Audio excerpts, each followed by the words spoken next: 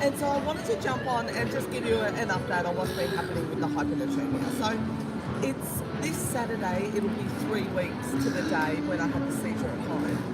And so it's just been, it's been a really hard week. Hard stretch actually. I'm just going to start walking a little bit because I've got a truck coming towards me, which is why I'm a little bit distracted. So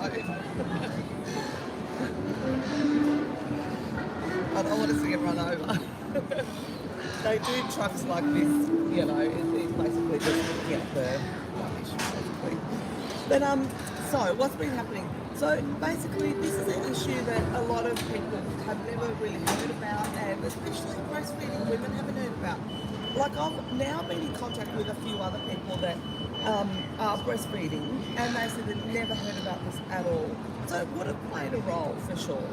And at the moment it's even harder because Spencer's sick, like I said, we've got a virus, and he's been just wanting to breastfeed all the time because obviously he recognises that breast milk is the best for him, like in terms of just, you know, helping him and all the immune system, you know, all the immune factors, and plus it's a real comfort to breastfeed. But basically it's a sodium imbalance thing. So if you think of, I'm just going to stop so we don't fall over backwards. I'm going to have a drink.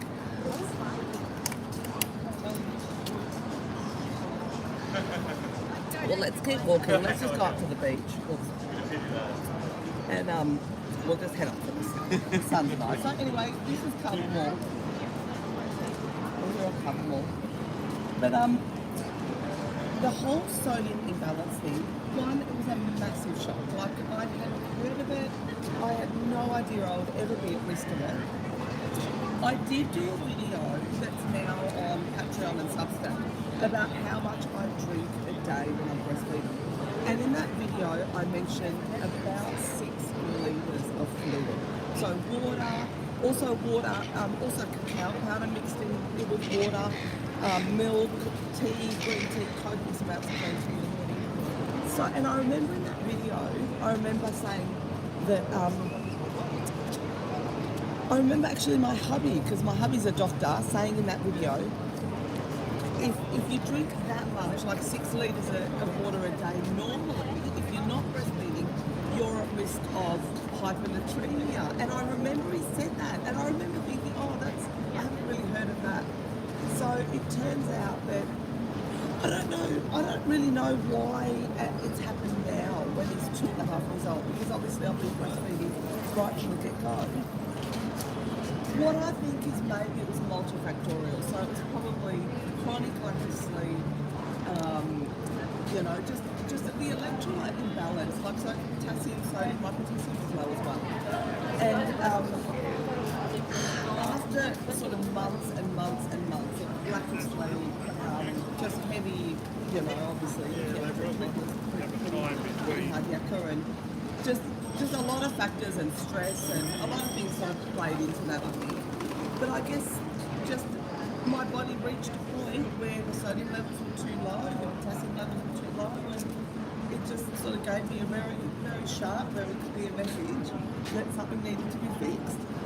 So now, to try and get the electrolytes back in balance, I'm drinking these Hydrolyte drinks. I mean, this isn't any sort of particular brand. I'm actually using a whole variety of different brands, because one thing I really learned as well in the hospital is I mentioned I was having copious amounts of water mixed with raw cacao powder, and it turns out that raw cacao powder, because it's high in magnesium, can actually bind with sodium and draw out sodium from your body.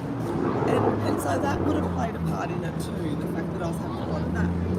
And what would also have played a part was I was really concerned about diabetes because I had gestational diabetes. So I was having no sugar everything. But the problem is having no sugar everything comes with no salt. So I was having no sugar tomato sauce, which is also no salt. I was having no sugar peanut butter, which is also no salt.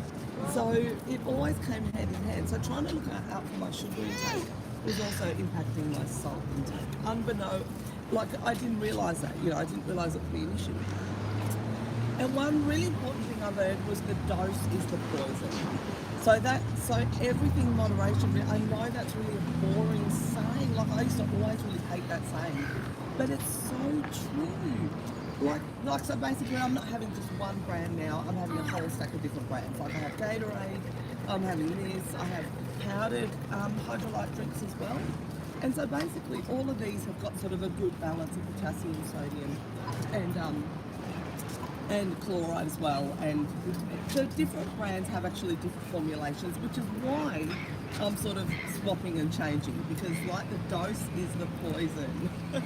And that's you know the case with water.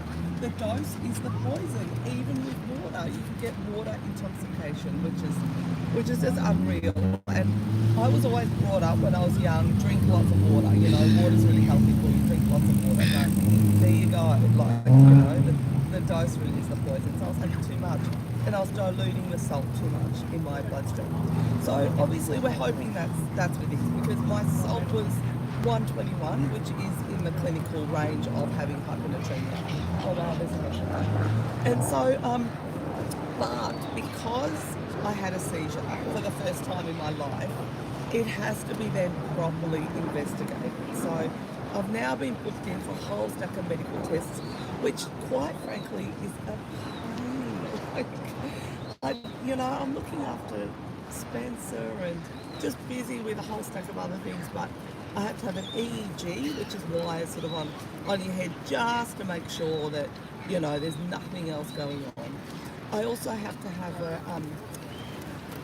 it's a cardio, I'm going to have to look up the proper term for it, but it's basically a heart stress test, because my troponin levels went up. But hopefully that was just because when I had the seizure, I fell down and I was on my back, and I vomited basically, and so my breathing wasn't good, and I was sort of deprived of oxygen for a little while, and the doctors think that the troponin levels went up so high in my heart because it's basically like if you imagine being a muscle just sort of being punched, as opposed to an actual heart attack where a bit of the muscle dies. So they don't think that happened. They think it's just a real bad bruise. So basically the heart got bruised. And I also need an MRI brain, which is really scary. I hate having these tests.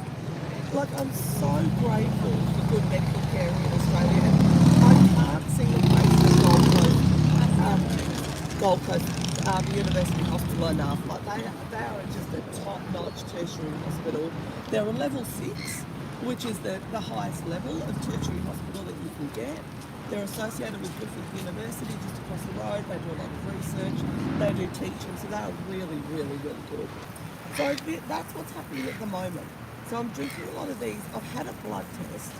I had a blood test last week just to check that my sodium levels were tracking in the right direction. And yes, they were happening. And more importantly, well, probably as importantly, my troponin levels were going down. So things are on track, like sodium levels going up, troponin going down, which is really, really reassuring. Thank you so much for the support. Like I said, hopefully we'll be back on here a little bit more active, and we will see you again. They're going to head off this way.